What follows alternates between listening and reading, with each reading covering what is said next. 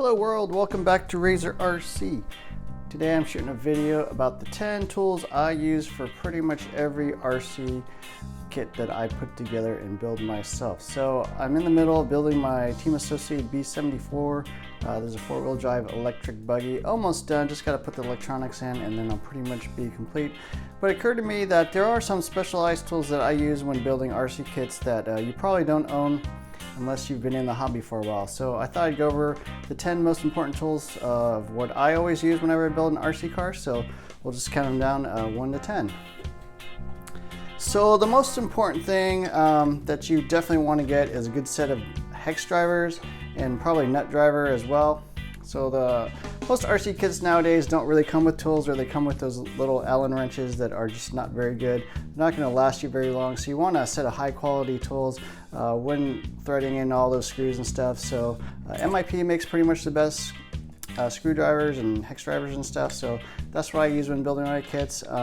You also want some nut drivers. 5.5 and a 7mm are a really good idea if you're building 1/10 scale kits. So those are tools I always use. Number 2 is a tool that I think most people don't really buy, but a set of shock shaft pliers is actually really useful when assembling the shocks.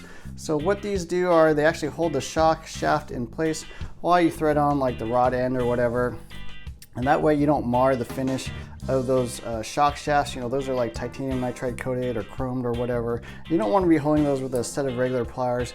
These will hold them in place and allow you to screw on those rod ends without marring the finish.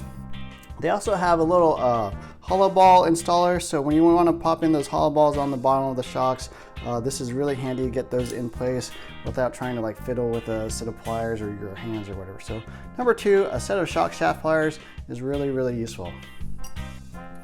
Number 3 is like a really good soldering station or soldering iron. So I use this, the Track Power TK950, and this is a 60-watt soldering station. And this is really useful just because you want something with fairly high heat when you're installing the electronics. This one goes up to about 900 degrees Fahrenheit. I'm usually soldering at about 725 degrees, but you definitely want a good soldering iron. You don't want to try to iron with like a 30-watt soldering iron. You also want a soldering iron with a good tip, so like a chisel tip is what they call this. This allows you to apply the heat a lot more efficiently, so you don't have to place that tip on the solder itself and hold it there for like 20 seconds or whatever. You just kind of apply this real quick, it heats it up super fast, and then you're pretty much done soldering. So a good soldering station is definitely important. Something like a third hand is also useful just to hold the wires in place while you're soldering.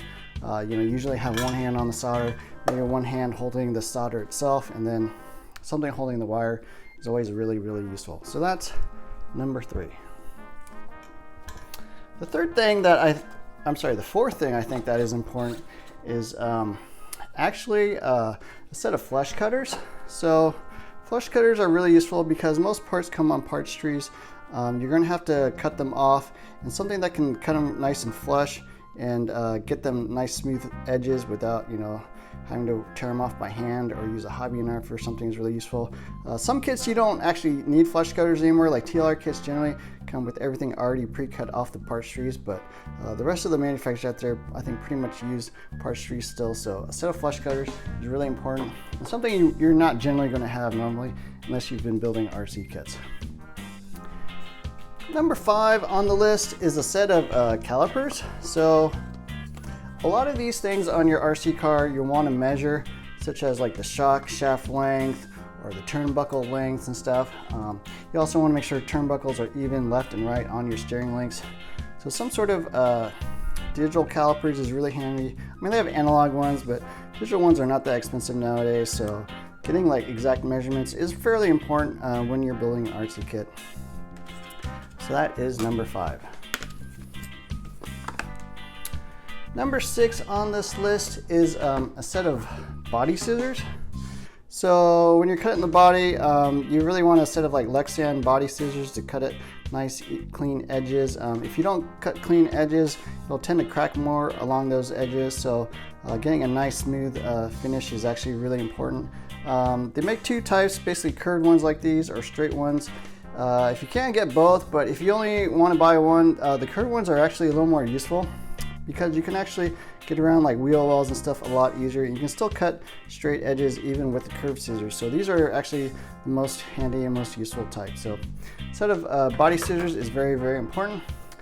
And along with that, number 7, a body reamer.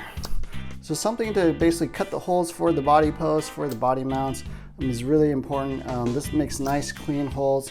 You can basically cut them down to like certain depths, like they have little numbers, you know, 3, 4, or 5 millimeters, etc. So you can get the hole exactly the same size on all of your body holes. So a body reamer is also a very important tool. Number 8 on this list is not necessary, but it makes your life a heck of a lot easier. And that's basically a cordless screwdriver with a torque clutch. So this allows you obviously to, you know, get all the screws in there nice and quickly without, you know, messing up your wrist trying to drill, put all those things in. You can see how many screws there are on the bottom of this thing, and it would take like hours probably to thread all those in. I'm exaggerating a little bit, but definitely having a clutched screwdriver is really important. And what the torque clutch setting does is basically give once it tightens it to a certain amount of tightness, so that way you're not over tightening those screws and stripping them or whatever. So I like this one. This is a Hitachi. I think it's made by a different manufacturer now, but this is the what is that? The DB3DL2. Very nice screwdriver, comes with a couple batteries, but I always use this whenever I'm building an RC kit.